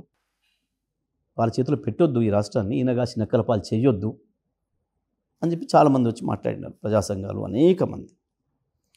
ఆ సందర్భంలో సరే కొనసాగిద్దాం, మేము కూడా అందరం కూడా అనుకున్నాం, నిజమే కొనసాగిద్దాం, ఎన్నికలకు పోదాం, ప్రజలు అవకాశం ఇస్తే సర్వీస్ చేద్దాం, లేదు వాళ్ళు ఏ పాత్ర ఇస్తే ఆ పాత్ర చేద్దాం అనే ఉద్దేశంతో కంటిన్యూ చేస్తారు పార్టీ. చలో ప్రజలు అవకాశం ఇచ్చారు, అద్భుతంగా. సో అట్లా ప్రజలు కోరినప్పుడు సరే కొనసాగిద్దాం, ప్రజలు ఇచ్చిన పాత్ర పోషిద్దామని చెప్పి నిర్ణయం తీసుకొని ఉన్నాం, సక్సెస్ అయినాం. ఆ తర్వాత భారతదేశంలో ఊహించిన పద్ధతుల్లో ఒక అద్భుతమైన పరిపాలన ఇచ్చడం, అనేక రంగాల్లో విజయాలు సాధించడం. ఆ క్రమంలో ఏం జరిగింది? పక్కన ఉన్న రాష్ట్రాలు, బార్డర్లో ఉన్న రాష్ట్రాలు, అక్కడ ప్రజలు పోల్చుకున్నారు, చూసినారు. దానికి మహారాష్ట్ర, ఇటువైపు కర్ణాటక. ఇక్కడ ఈ రైతుకు 6 గంటలు కాగానే ఆయనకు కరెంటు బంద్ అవుతుంది, మన రైతు 24 గంటల నీళ్ళు వస్తున్నాయి మోటార్కి. వీళ్ళు ఎక్కడ దాకా వెళ్ళారు? ముందేమో మన వాళ్ళని అడిగి కొన్ని నీళ్ళు పెట్టుకునేది అవకాశం ఉంటే, వీళ్ళు నెమ్మది ఎక్కడ పోయినారు? ఈతలు మన దగ్గరకు వచ్చేసి 1 గుంట 2 గుంటలు 10 గుంటలు కొనుక్కొని ఇక్కడ బోర్ వేసుకొని మోటార్ పెట్టుకొని నీళ్ళు వారించుకోవడం మొదలుపెట్టారు. ఆ సందర్భంలో మన వాళ్ళు అభ్యంతరాలు చెప్పినా, మన డిపార్ట్మెంట్ వాళ్ళు అభ్యంతరాలు చెప్పి గడబడైనా కేసీఆర్ దృష్టికి వచ్చినప్పుడు, బతకనియండా ఏమవుతుంది, ఇంత రాసి పడినప్పుడు పక్షులు బతుకుతాయి, మనుషులు బతుకుతారు, ఇంతో వీళ్ళు బతుకుతారు, దారిమండి పోతుంటే రాలిపోతుంటుంది ధాన్యం, ఇంత పెద్ద రాష్ట్రం, ఇంత బడ్జెట్, బతికిరు వాళ్ళు రైతులే కదా, 100 కోట్లు పోతున్నాయా, ఉండనియండి, ఎందుకు ఇబ్బంది పెడతారు వాళ్ళను అని చెప్పి వాళ్ళు తీయనేలే. రొటీన్గా మానవత్వంతో చెప్పిన మాట, రైతే కదా అని, సహజంగా రైతు మీద ఉండే ప్రేమతో.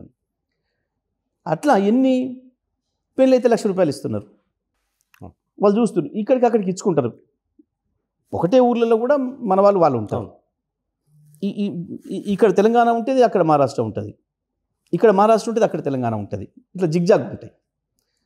ఇక అనేక రైతు బంధు 10,000 వస్తుంది, రైతు చచ్చిపోతే 5 లక్షలు వస్తుంది, వాళ్ళ అమ్మాయిని ఇంటికి ఇచ్చిన నెల తప్పితే వెంబటే తీసుకుపోయి చూపించడము, కేసీఆర్ కిట్ ఇవ్వడము, డెలివరీ అయిన తర్వాత తీసుకొచ్చి ఇవ్వడము, లేదా డెలివరీకి ఫోన్ చేస్తే వచ్చి అంబులెన్స్ తీసుకుపోయి డెలివరీ తీసుకొచ్చుడు, అనేక పథకాలు చూసిండ్రు. ₹2,000 పెన్షను, ఇవి బాగా కదిలిచ్చినాయి వాళ్ళను. వాళ్ళు నెమ్మదిగా ఆ చర్చ ఎక్కడ పోయింది, మహారాష్ట్ర దాటి గుజరాత్ కూడా చేరింది. అటు పంజాబ్ దాకా చేరింది. సహజంగా రైతులు చైతన్యవంతమైనారు కాబట్టి పంజాబ్ అండ్ హర్యానా, అటు గుజరాత్, మహారాష్ట్ర దాటి గుజరాత్ గ్రామాల్లో కూడా చర్చ జరిగింది. ఓకే. 24 గంటల కరెంట్ ఇస్తుండట ఫ్రీగా, అక్కడ ఏడాది 10,000 ఇస్తుండట. దాగదు కదా, ఆగదు కదా. చెడైనట్లే పోతుంది, మంచి అయినట్లే పోతుంది. ఈ టైంలో మా దగ్గరికి అనేక మంది 100 పైగా సర్పంచ్లు వచ్చారు మహారాష్ట్ర నుంచి. ఇక్కడ కర్ణాటక నుంచి ఒక ఎమ్మెల్యే వచ్చాడు. చాలామంది వచ్చారు సర్పంచులు, ఇతర ప్రజాప్రతినిధులు. సార్ మీరు పార్టీ మా కాడ కూడా పెట్టాలి అని చెప్పి. మాకేం హార్డిల్స్ లేవు, మాకు అభ్యంతరాలు లేవు. ఎందుకంటే తెలంగాణ అయిపోయింది, క్లియర్గా మేము ఒక రాజకీయ పార్టీకి వచ్చినాం. ఈ టైంలో ప్రజలు కోరినప్పుడు తప్పేముంది, చలో పోదాం అక్కడ కూడా అన్న భావనతోనే బీఆర్ఎస్గా మార్చినాం మేము దాన్ని. తెలంగాణ రాష్ట్ర సమితిగా అక్కడికి పోలేం కదా. అవును. భారతదేశానికి పోవాలనుకుంటున్నాం కాబట్టి భారత రాష్ట్ర సమితిగా మార్చినాం. ప్రజలు ఆమోదించారు, పార్టీ క్యాడర్ ఆమోదించింది, ప్రజలు ఆమోదించారు.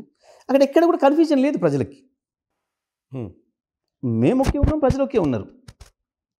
ఏ కన్ఫ్యూజన్ ఎవరికి ఉంది? ఎవరికి లేదు. మధ్యన ఎవరికన్నా పుట్టించదలుచుకుంటే, ఏదో ఒకటి చెప్పదలుచుకుంటే, అసలు మేము ఇది మాట్లాడాలన్నా వద్దా, మాట్లాడితే వాళ్ళకి లాభం అయిద్దా, మాకు లాభం అయిద్దా అని కూడా తెలివి లేకుండా మాట్లాడిన వాళ్ళు ఒక మాట చెప్పాలంటే. అంటే ఇప్పుడు ఈ రజతోత్సవ సభలు అనేవి జాతీయ పార్టీగా జరుగుతున్నాయి, లేకపోతే రాష్ట్ర పార్టీగా జరుగుతున్నాయి? బీఆర్ఎస్ పార్టీగా జరుగుతున్నాయి. బీఆర్ఎస్ పార్టీగా, అంతే కదా, బీఆర్ఎస్ పార్టీనే జరుగుతున్నాయి. అంటే దేశవ్యాప్తంగా ఉన్న ప్రతినిధులు సింపుల్. ఇక్కడ మాకు మిగతా చోట శాఖలు లైవ్గా ఉంటే వాళ్ళు కూడా వస్తారు, తప్పకుండా వస్తున్నారు. కర్ణాటక నుంచి మన మహారాష్ట్రలో ఉన్న వాళ్ళు వస్తున్నారు, మిగతా చుట్టూ వాళ్ళు కూడా వస్తారు. కాకపోతే ఏమైంది, తర్వాత కాలంలో మేము ఈ ఎన్నికల్లో ఏదైతే దెబ్బతిన్నామో, ఆ తర్వాత ఇప్పుడు అనువుగాని చోట అధికార అనుమానం రాదనేది ఒక సామర్థ్యం ఉంది. ఈ టైంలో మనం అక్కడికి పోయి అక్కడ అంతగా గొప్పగా చేసుకోవడానికి అవకాశం ఉండదు కాబట్టి మేము దాన్ని స్లో చేసుకున్నాం. ఒక ఎత్తుగడలో భాగంగా అంతెందుకు గీడనే ఒక ఎన్నికల్లో పోటీ చేయలేదు, మాట చెప్తున్నాం. అవును. అది ఏ పార్టీకైనా ఉంటుంది. ఆ మాటకు వస్తే అవతల ఆంధ్రప్రదేశ్లో చంద్రబాబు నాయుడు కూడా పోటీ చేయలేదు, ఈడ కాంగ్రెస్ కూడా పోటీ చేయలేదు ఇవాళ ఎలక్షన్లో. మరి ఒక ఎమ్మెల్సీ ఎలక్షన్లో మేము పోటీ చేయలేదు, ఒక ఎమ్మెల్సీ ఎలక్షన్లో కాంగ్రెస్ కూడా పోటీ చేయలేదు. చాలా చోట్ల బీజేపీ కూడా పోటీ, జాతీయ పార్టీ చాలా చోట్ల నామినేషన్లే వేయలేదు. తెలంగాణలో, తమిళనాడులో, ఆంధ్రప్రదేశ్లో చాలా చోట్ల కూడా వేయలేదు, అవకాశం లేదు. పార్టీ బలాన్ని బట్టి పనిచేస్తుంది. సో కాబట్టి మేము బీఆర్ఎస్కి చేసుకుంటున్నాం, బీఆర్ఎస్కి చేస్తాం, అందులో సందేహం ఏమిటి. మళ్ళీ మేము తప్పకుండా మేము ఏదైతే అనుకున్నామో ఆ పద్ధతుల్లో భారత రాష్ట్ర సమితిగా విస్తరిస్తాం, భారత రాజకీయాలకు కూడా కేంద్రం అవుతాం, అందులో సందేహం లేదు. కాబట్టి మేము బీఆర్ఎస్కి చేస్తున్నాం. మీరు అన్నట్టు 10 ఏళ్ల పాటు పరిపాలన చేసిన పార్టీ, తెలంగాణ కోసం కొట్లాడిన పార్టీని ఎందుకు ప్రజలు పక్కన పెట్టాల్సి వచ్చింది అనేది కారణం ఉంది, అందులో డౌట్ ఏం లేదు. 10 సంవత్సరాలు కంటిన్యూగా మేము పరిపాలన చేస్తున్న క్రమంలో తప్పకుండా కొన్ని మమ్మల్ని మన నుంచి ఆశించినవి చేయలేకపోవచ్చు. వ్యక్తులుగా, ఎమ్మెల్యేలుగా మేము కొన్ని చేయలేకపోవచ్చు, పార్టీగా, ప్రభుత్వంగా కొన్ని చేయలేకపోవచ్చు. ఇవన్నీ కూడా అక్యుములేట్ అవుతుంటాయి కొంత. అల్టిమేట్గా ఏం జరిగింది, కాంగ్రెస్ పార్టీ అలవిమాలిన హామీలు ఇచ్చింది. ఎన్ని హామీలు? భారతదేశం యొక్క మొత్తం బడ్జెట్, కేంద్ర బడ్జెట్ మొత్తం తీసుకొచ్చి పెట్టినా పూర్తి చేయలేనన్ని హామీలు ఇచ్చింది. ఇక్కడ 420 హామీలు, 6 గ్యారెంటీలు ఇచ్చింది. వాస్తవానికి కేసీఆర్ మీద ప్రేమ ఉన్న వాళ్ళకు కూడా ఏమైతుంది, 2 సార్లు ఇచ్చినాం కదా కేసీఆర్కు, ఒక్కసారి అటేద్దామైంది ఏమో. కేసీఆర్ ఇచ్చిన 10 అయితే ఉన్నాయి గ్యారెంటీగా, యాడిపోవు, వాడు 5 అదనంగా ఇస్తానంటుండు కదా, తెచ్చుకుందామైంది. కేసీఆర్ ఇచ్చిన పంటకు సంబంధించిన మద్దతు ధర అయితే వస్తుంది, అడిగిపోదు. 500 అదనంగా అంటుండే కదా, వస్తే తెచ్చుకుందామైంది. ఏమో ఒక 2500 ఇస్తానంటుండు కదా నెలకు, మహిళలకు మనకు ఏం పోయింది. ఇట్లా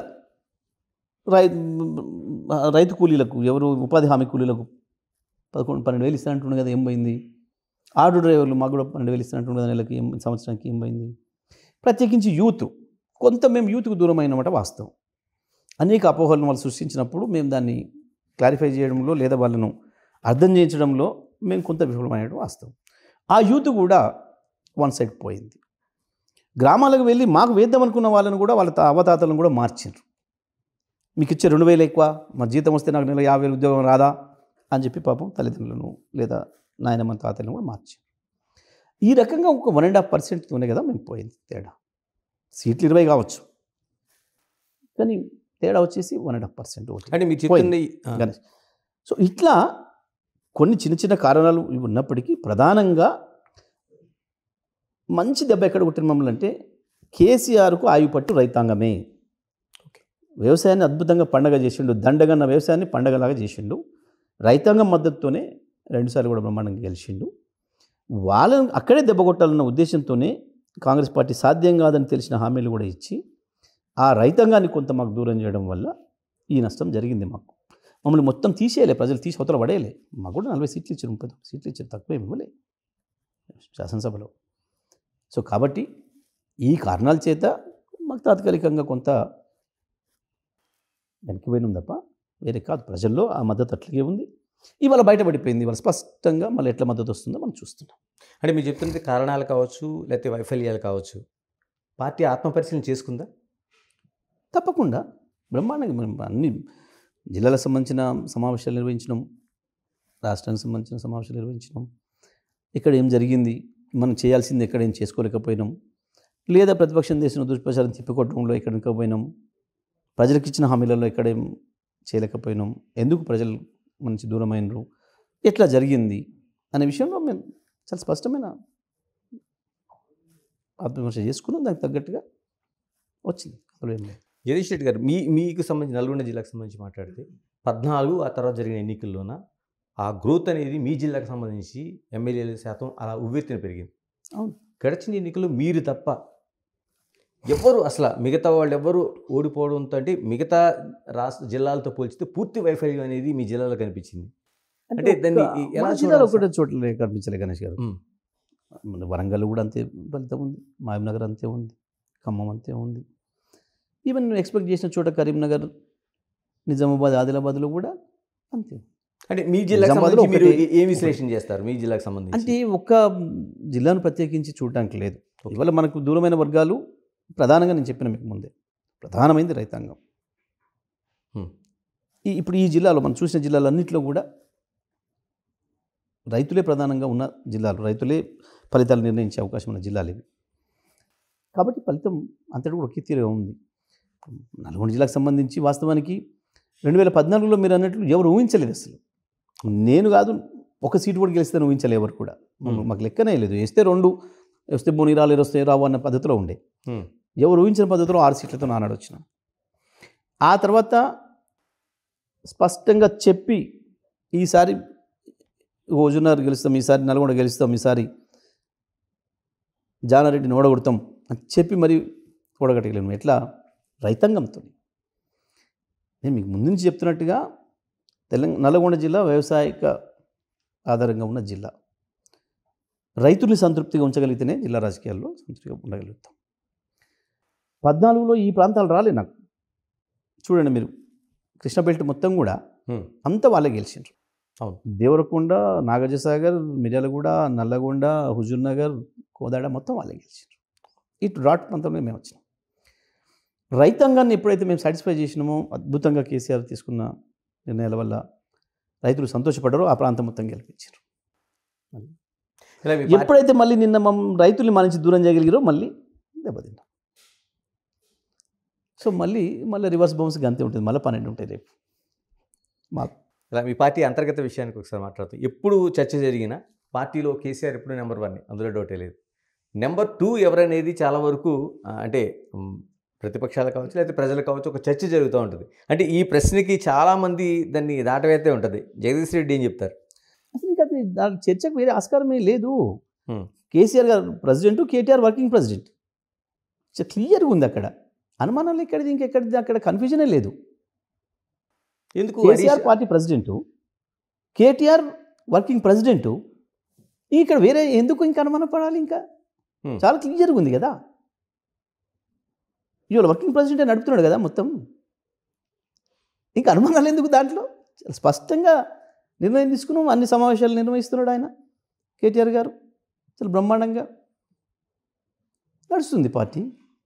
అంటే హరీష్ రావు ప్రాధాన్యత తగ్గించుకుంటున్నాడా, మీరు తగ్గిస్తున్నారు? హరీష్ రావు ప్రాధాన్యతను, జగదీష్ రెడ్డి ప్రాధాన్యతను, ఇంకో ప్రాధాన్యతను ఎవరు తగ్గిస్తారు పెంచుతారు అనేది ఇది అసలు పనికిమాలిన వాదన. ఎందుకనంటే పార్టీలో పనిచేస్తున్నప్పుడు అందరం పని చేస్తాం. నేను కూడా ఉన్నా 2001 కంటే ముందు నుంచి ఉన్న పార్టీ మనం ప్రారంభమైనప్పటి నుంచి ఉన్నా. అట్లా నాగలో చాలా మంది ఉన్నారు మాలాగా.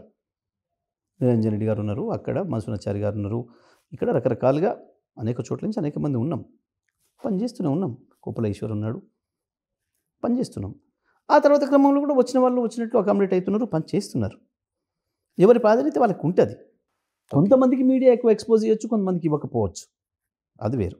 అంత మాత్రాన హరీష్ రావుని ఏదో తగ్గిస్తున్నాను, జగదీష్ రెడ్డిని తగ్గిస్తున్నాను, మనసునాచారిని తగ్గిస్తున్నాను, ఇటువంటి కరెక్ట్ కావు. సరే, రాజకీయాల్లో సహజంగా ఒక పార్టీ ఇంకో పార్టీ మీద ఏదో ఒకటి చేయాలి, దాన్ని బలహీనం చేయడానికో, దాని మీద అనుమానాలు కలిగించడానికో, ఏదో ఒక విమర్శ చేయడం కొరకో చేస్తే చేయొచ్చు. కానీ హరీష్ రావు గారు కూడా అనేక సందర్భాలు ప్రకటించిండు, నేను కేటీఆర్ నాయకత్వంలో పనిచేస్తా ఉన్నా, పనిచేయడానికి సిద్ధంగా ఉన్నా అని. వర్కింగ్ ప్రెసిడెంట్గా ఆయనకు అవకాశం ఇచ్చిండు కాబట్టి కేసీఆర్ గారు ఆయన నాయకత్వంలో పనిచేస్తామని చెప్పి హరీష్ రావు గారు చెప్పినాక ఇంకా చర్చ ఎక్కడిది ఇక్కడ? ఇది కావాలని చెప్పి కొంతమంది రాయొచ్చు మీడియాలో కూడా. కొంతమంది మొదటి నుంచి కేసీఆర్ శత్రువులు ఉన్నారు, తెలంగాణ రావడం ఇష్టం లేని వాళ్ళు ఉన్నారు, మొదటి నుంచి ఉన్నారు, ఇప్పుడు కూడా కొనసాగుతున్నారు. అటువంటి వాళ్ళు కొన్ని అపోహలు సృష్టించడానికి, మా క్యాడర్లో కొంత ఏదైనా గందరగోళం సృష్టించడానికో, ప్రజల్లో అనుమానాలు సృష్టించడానికో చేయవచ్చు. ఇప్పుడు మళ్ళీ బీఆర్ఎస్ పార్టీ బ్రహ్మాండంగా లేస్తుంది, రివర్స్ బౌన్స్ అవుతుంది అని వస్తుంది కాబట్టి మళ్ళీ ఈ టైంలో ఇటువంటి ఏదైనా సృష్టిద్దామని చెప్పి కొంతమంది ఏదైనా చేసుకోవచ్చు. కానీ అందరం చాలా క్లియర్గా ఉన్నాం. పార్టీలో టాప్ టు బాటం కేసీఆర్ గారు ప్రెసిడెంటు, కేటీఆర్ వర్కింగ్ ప్రెసిడెంటు, వాళ్ళ నాయకత్వంలో పనిచేస్తున్నాం అనే విషయంలో హరీష్ రావు గారితో సహా అందరం కూడా మనస్ఫూర్తిగా పనిచేస్తున్నాం. వాళ్ళు ఏం తేడాలు లేవు. అంటే కవితమ్మ ప్రయాణం ఏదో ప్యారలల్గా సాగుతుంటుంది. ఎందుకంటే ఆవిడ ఇచ్చిన ప్రకటనలో ఉండే కేసీఆర్కి కార్యకర్తలకి మధ్య నేను వారధిగా ఉంటానని ఒక ప్రకటన అనేది చేశారు. దాన్ని ఎలా చూడాలి? నేను చూడలే ఆ ప్రకటన. కానీ కేసీఆర్ ఆమె కూడా మా సభ్యురాలు, మా దాంట్లో సభ్యురాలు, పనిచేస్తూనే ఉంటుంది అందరిలాగా. దానికి ఏం పెద్ద ప్రత్యేకత ఏం లేదు. ఆమె కూడా పనిచేస్తుంది. హరీష్ రావు చేసినట్టు, నేను చేసినట్టు, ఇంకోటి చేసినట్టు. తను కూడా మాజీ పార్లమెంట్ సభ్యురాలు, ఇప్పుడు కౌన్సిల్ మెంబరు, ఎమ్మెల్సీగా ఉంది. తను కూడా పనిచేస్తుంది. దాంట్లో పెద్ద వేరే ఏం లేదు. ఇలా మీరు తెలంగాణ రాష్ట్రానికి ముందు ఉమ్మడి రాష్ట్రంలో కూడా ఒక విద్యార్థిగా కావచ్చు, లేకపోతే మిగతా అంశాల్లో కావచ్చు, పక్క రాష్ట్రంతో మంచి సంబంధాలతో కలిగి ఉన్న లీడర్ మీరు. ఇప్పుడు ఎలాంటి సంబంధాలు ఉన్నాయి?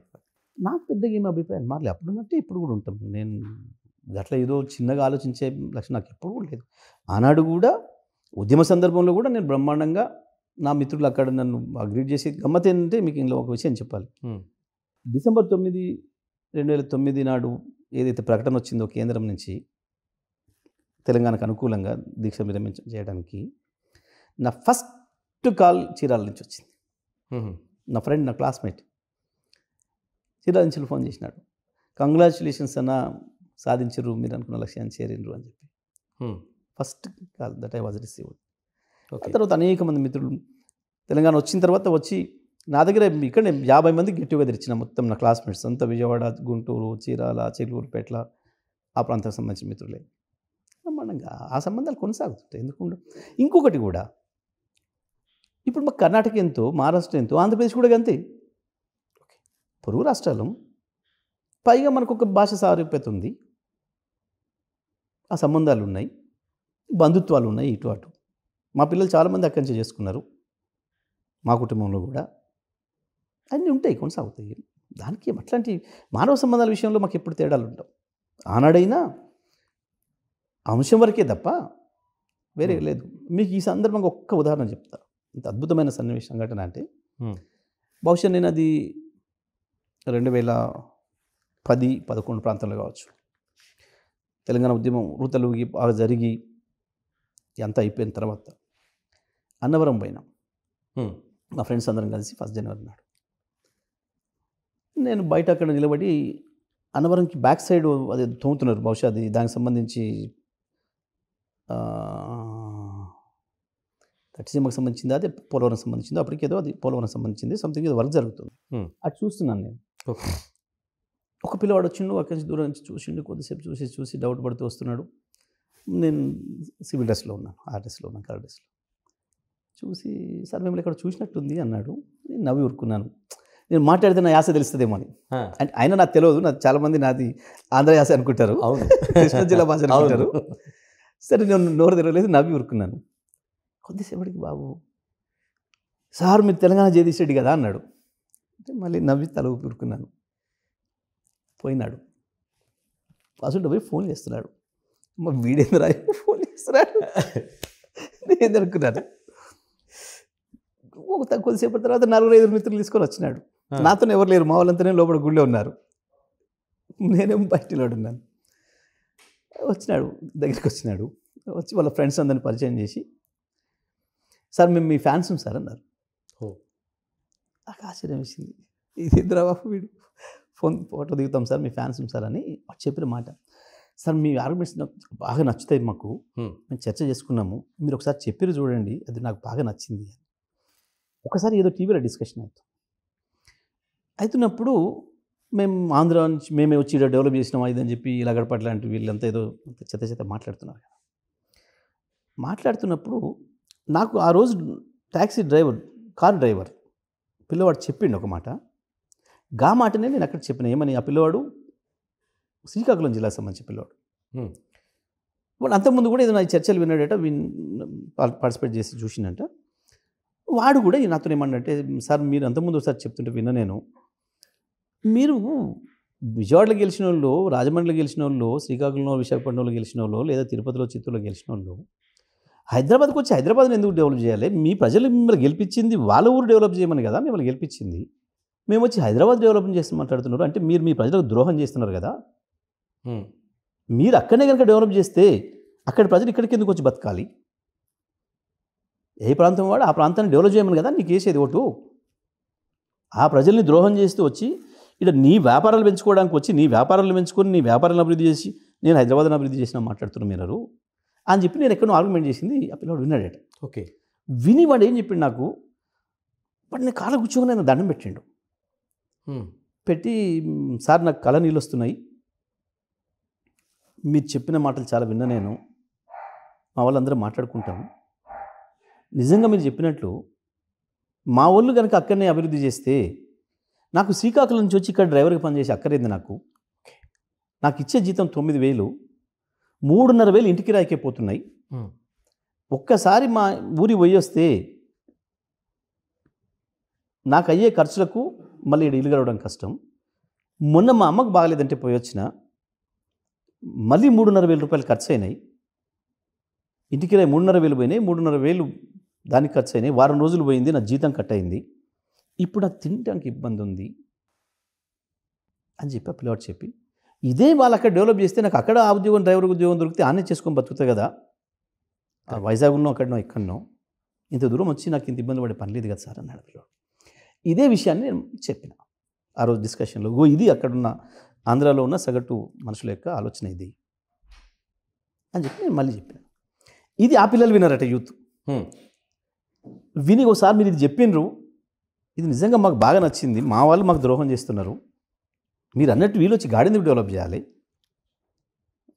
ఆయన వాళ్ళు అక్కడేం డెవలప్ చేస్తారు, అక్కడ ఎంపీలు ఎమ్మెల్యేలు లేరు, వాళ్ళు చేసుకుంటారు కానీ వాళ్ళ నియోజకవర్గాలు, వీళ్ళ వ్యాపారాల కొరకు మాకు ద్రోహం చేసి ఆడు చేస్తున్నారు అని చెప్పి మాకు బాగా నచ్చుతుంది సార్ మీది అని చెప్పారు. నాకు నిజంగా కూడా సంతోషం వేసింది. అంటే నా ఆర్గ్యుమెంట్ ప్రజలకి వీళ్ళకి కూడా నచ్చే పద్ధతిలో ఉంది అని చెప్పి. అట్లా నా ఫ్రెండ్స్ కూడా చాలాసార్లు మాట్లాడుతుంటారు ఫోన్ చేసి, ఎప్పుడైనా ఇట్లాంటి చర్చలు జరిగినప్పుడు, అప్పుడు ఇప్పుడు బాగా. సో అట్లా నాకు ఈ ప్రాంతం తేడా లేదు, ఎప్పుడైనా అదే ఆత్మీయత ఉంది. ఆ తర్వాత ఇంకా ఆత్మీయత పెరిగింది తప్ప తగ్గలే. అంటే మాజీ ముఖ్యమంత్రి వైఎస్ జగన్తో మంచి సంబంధాలు ఉన్నాయని అంటుంటారు. అంటే భావసారూప్యత లేదా బంధుత్వం ఏమైనా ఉందా? అసలు నాకు జగన్కు పరిచయమూ లేదు, మేమన్నాడు మాట్లాడుకోలేదు. అసలు నాకు అటువంటి అవకాశమే లేదు. వాస్తవానికి నేను చంద్రబాబు వైఎస్ రాజశేఖర్లను ఇద్దరిని ఒకే తిరిగా చూస్తా. ఓకే, తెలంగాణ వ్యతిరేకులుగా ఏం తేడా చూడండి ఇద్దరిలో. నాకు అభిప్రాయం ఉంటుంది వాళ్ళ మీద ఎప్పుడు కూడా. కాబట్టి నాకు పెద్దగా పక్క రాష్ట్ర నాయకుడిగా ఆయన చూస్తే గౌరవిస్తే అంతే తప్ప నాకు పెద్దగా ఆయన ప్రత్యేకమైన ఇదేం లేదు. మేమన్నాడు కలుసుకోలేదు, షేక్ హ్యాండ్ కూడా ఇచ్చుకోలేదు ఇప్పటివరకు. చివరిగా చెప్పండి, 10 ఏళ్ల పాటు పరిపాలన చేశారు, తెలంగాణ ఆవిర్భావం కూడా జరిగింది. ఇంత జరిగిన తర్వాత ఇంకా తెలంగాణ సెంటిమెంట్కి ఏమైనా ఆస్కారం ఉందా? అటువంటి అవకాశం? గణేష్ గారు, ఇక్కడ అసలు తెలంగాణ ఎప్పుడు సెంటిమెంట్ కాదు, తెలంగాణ ఆల్వేస్ రియాలిటీ. సెంటిమెంట్ అనేది ఒకసారి వస్తుంది పోతుంది, నిలబడదు. కానీ ఇది తెలంగాణ రియాలిటీ కాబట్టి నిలబడింది. తెలంగాణ రాష్ట్రం అనేది ఒక భౌగోళిక ప్రాంతం, ఇది రాష్ట్రంగా ఏర్పడవలసిన అవసరం, అది రాష్ట్రంగా ఏర్పడి తిరిగింది. ఆ రాష్ట్రంగా ఏర్పడక ముందు ఏమేమైతే నష్టాలు జరుగుతున్నాయి అనుకున్నామో రాష్ట్రంగా ఏర్పడిన తర్వాత అవన్నీ పూడ్చుకున్నది. ఉదాహరణకు కరెంటు, మా కరెంటు మేము చేసుకున్నాం. సమైక్యాంధ్రలో వాళ్ళు చేయలేని విజయాన్ని మేము సాధించినాం. 24 గంటల కరెంట్ ఇచ్చుకున్నాం. మా నీళ్ళు మేము తీసుకున్నాం. తెలంగాణ రాష్ట్రం ఏర్పడే నాటికి 40 లక్షల మెట్రిక్ టన్నులు ఉన్న ధాన్యాన్ని 3 కోట్ల మెట్రిక్ టన్నుల ధాన్యానికి పెంచినాం. ఓకే, భారతదేశంలో నెంబర్ 1 అయినాం. పంజాబ్ని దాటిపోయినాం. భారతదేశానికి అన్నపూర్ణ అయినాం. మేము వచ్చే నాటికి ఎక్కడనో 15, 18, 20 స్థానంలో ఉన్న అనేక రంగాలు, ఉదాహరణకు మాంసం ఉత్పత్తి కావచ్చు, మేము నెంబర్ 1 అయినాం. పాల ఉత్పత్తిలో నెంబర్ 1 అయినాం. చివరికి చేపల ఉత్పత్తిలోనైనా మేమే నెంబర్ 1 ఉంటామనుకున్న ఆంధ్రప్రదేశ్ దాటి 23, 24లో చేపల ఉత్పత్తిలో కూడా తెలంగాణ నెంబర్ 1 అయినాం. ఈ రకంగా అనేక విజయాల్ని వాస్తవాలకు చేసి చూపించినాం మేము. ఇది సెంటిమెంట్ కాదు, ఇది 100% రియాలిటీ. జరిగిన నష్టాన్ని పూడ్చుకున్నాం, రాష్ట్రం తెచ్చుకోవడం ద్వారా జరిగింది. ఇది ఇవాళ ఉన్నాం మనం ఇట్లా. కాబట్టి ఇప్పుడు మళ్ళీ ఇంకేందో తెలంగాణ ఉద్యమం వచ్చే అవసరం లేదు, రాదు. ఎందుకు? ఒకసారి ఒక లక్ష్యం చేరుకున్నాం. ఇప్పుడు భారతదేశానికి స్వతంత్రం కొరకు పోరాటం చేశారు. స్వతంత్రం వచ్చిన తర్వాత కూడా ఇంకా స్వతంత్ర పోరాటం ఉంటుంది, ఎక్కడన్నా ఉండదు కదా. అట్లాగే ఇది కూడా.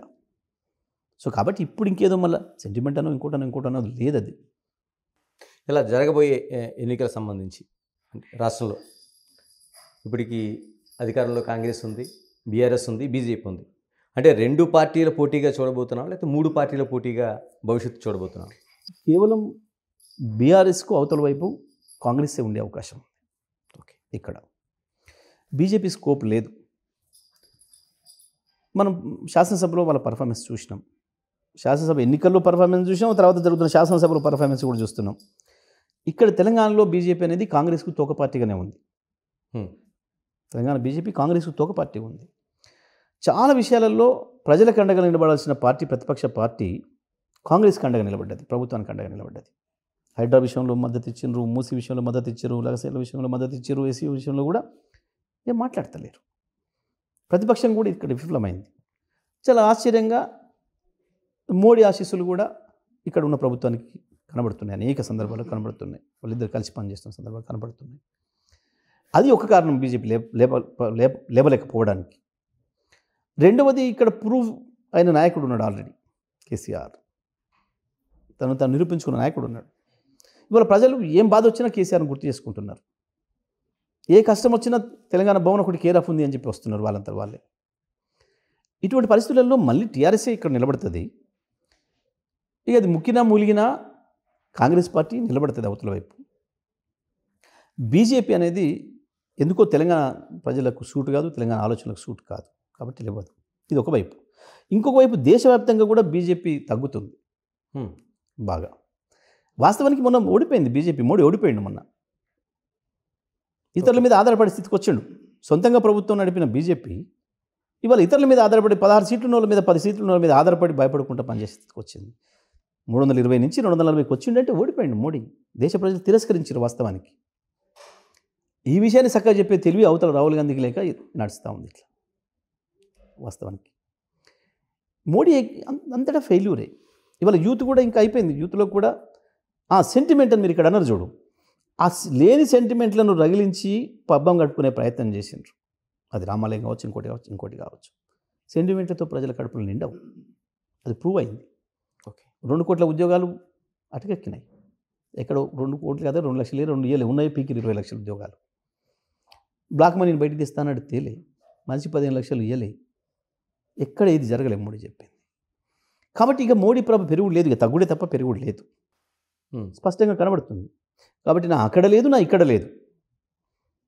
కాంగ్రెస్ పార్టీ జనరల్గా బేస్ ఉన్న పార్టీ కాబట్టి ఉంటుంది. అదే ఎంత దూరం వస్తుంది అనేది ఎక్కడికి వచ్చినా గదే ఉంటుంది తప్ప బీజేపీకి తెలంగాణలో స్కోపే లేదు. దాని చర్చలు కూడా ఉండదు. రేపు ఎన్నికలు కొంతమంది పార్లమెంట్ ఎన్నికలను తెస్తారు. వాళ్ళకి 8 వచ్చినాయి, మీకు 0 వచ్చినాయి. వాస్తవమే, పార్లమెంట్ ఎన్నికలు మొన్న ఈ దేశం మొత్తం నిలువున చీలింది. కాంగ్రెస్ టీమా, మోడీ టీమా, ఈ 2 టీములు కాని వాళ్ళని ఎవరిని కూడా ఆదరించలేదు ఎక్కడ కూడా. ఒక మమ్మల్నే కాదు. ఓకే, ఇక్కడ జగన్ ఉన్నాడు, అక్కడ బీహార్లో నితీష్ కుమారుడు ఉన్నాడు. ఇట్లా అనేక చోట్ల ఇవ్వలేదు. అయితే ఆ జట్టుతున్న వాళ్ళకి ఇచ్చారు, లేదా ఈ జట్టుతున్న వాళ్ళకి ఇచ్చారు. ఈసారికి పర్టికులర్గా దేశంలో నిలువున మోడీ సపోర్టా, కాంగ్రెస్ సపోర్టా, ఏ అలయన్స్లో ఉన్నారు అనే వాళ్ళని చూసి మాత్రమే గెలిపించినారు. అక్కడ బిజు పట్నాయక్ కూడా ఓడగొట్టినారు, పార్లమెంట్లో ఒక సీట్ ఇవ్వలేదు. సో చివరి నిమిషంలో అయినా మమత కాంగ్రెస్తో కలిసింది, ఆడిచ్చిండ్రు. తమిళనాడులో వాళ్ళు కాంగ్రెస్తో కలిసిండ్రు, అక్కడ ఇచ్చిండ్రు ఫలితం. సో ఇట్లా మనకు స్పష్టంగా కనబడుతుంది. రేపు శాసనసభ ఎన్నికల్లో ఎట్టి పరిస్థితుల్లో కూడా టీఆర్ఎస్ఏ ఉంటుంది, వన్ సైడ్ ఏకపక్షంగా వస్తుంది.